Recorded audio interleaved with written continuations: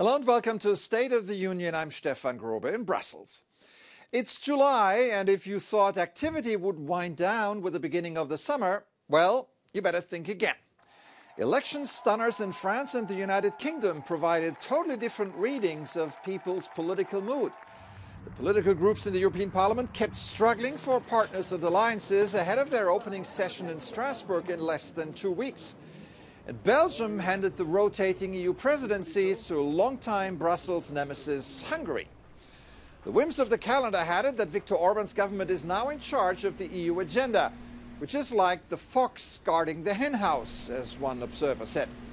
This week, Orbán also visited Ukraine and launched a new right-wing alliance, Patriots for Europe, to potentially become the biggest haven for like-minded parties in the European Parliament.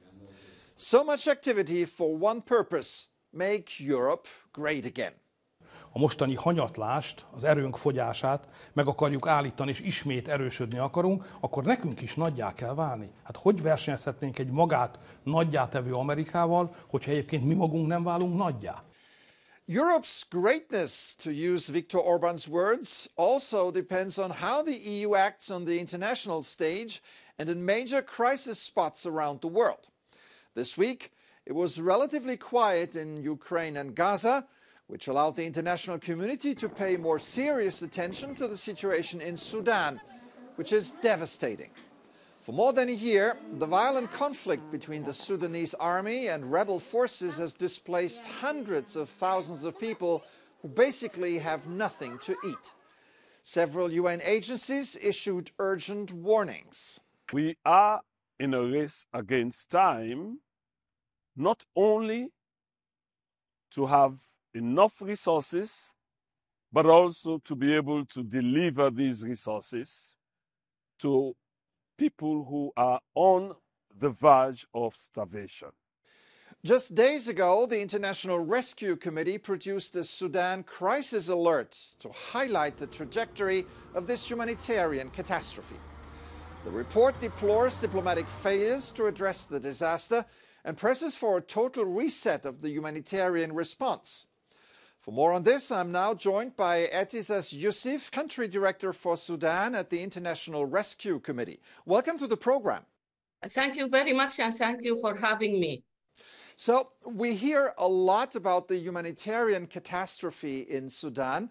Give us a sense of just how bad it is. I believe Sudan is really going through a very difficult time. Half of the population of Sudan, they are facing all of them are food insecure at IPC level, and almost like 750,000 those they are really facing starvation or hunger.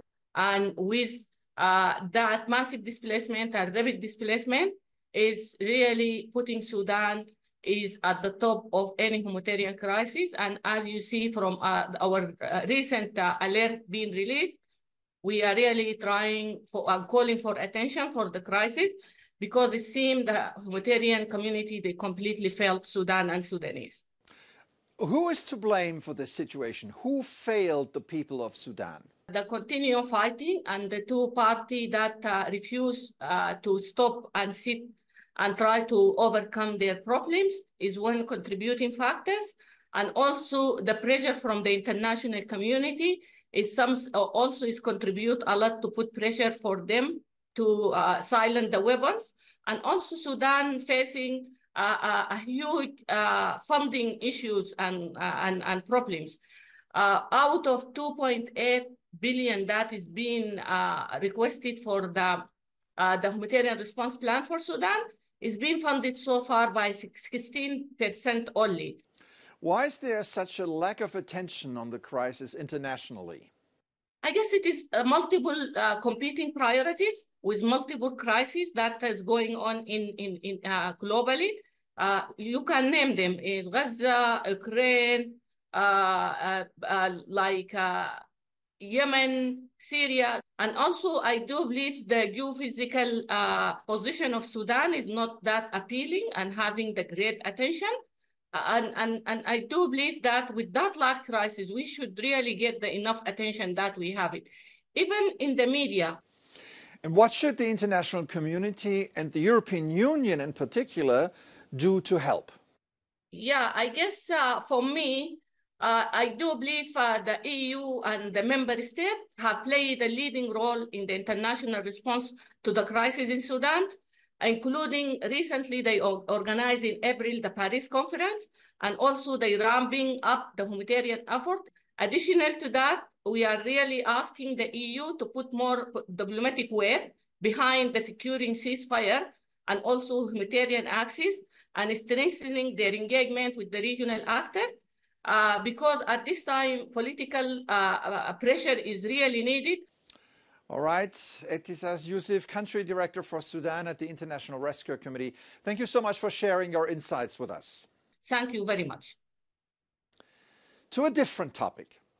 This week, the Netherlands ended the Slave Memorial Year, commemorating the abolition of slavery in 1863. The main ceremony took place in Amsterdam's Oosterpark, with Prime Minister Mark Rutte attending on his last day in office.